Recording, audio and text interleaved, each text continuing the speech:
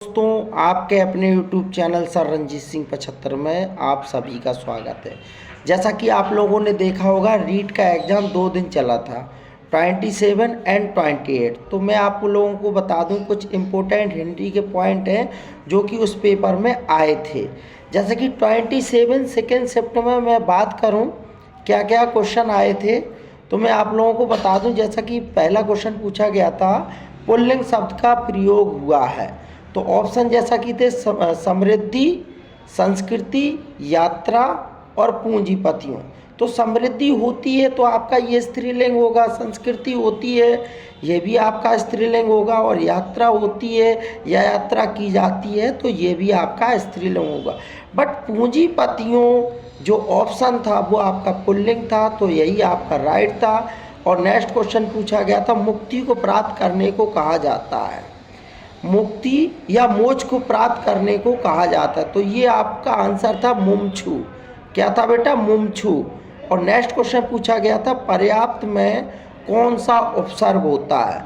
तो अगर आप इसका संधि विच्छेद कर लेते तो आप आराम से कर लेते। जैसे इसमें पर्याप्त, परि प्लस आप्त, तो पर्याप्त होता, तो परि जो इसमें ऐड है वो आपका उपसर्ग है।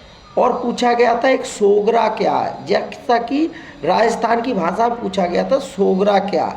तो उसमें कई प्रकार के ऑप्शन थे, जैसा कि आपका मक्के की रोटी, बाजरे की रोटी, गेहूं की रोटी। तो आपकी जो बाजरे की रोटी है उसे सोगरा कहते हैं, तो इसका ऑप्शन था बाजरे की रोटी, आपका आंसर था। और पूछा गया था चंद्र शब्द है तत्सम, तद्भव, देशज या विदेशज।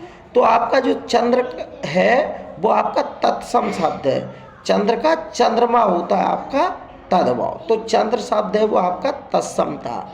नेक्स्ट पूछा गया था वन के पर्यायवाची हैं, तो इसका ऑप्शन राइट था वन, कानन और कांतार। क्या था? वन, कानन और कांतार। और नेक्स्ट पूछा गया था इसमें लोकोक्ति, हाथ कंगन को आरसी क्या और पढ़े लिखे को फारसी क्या।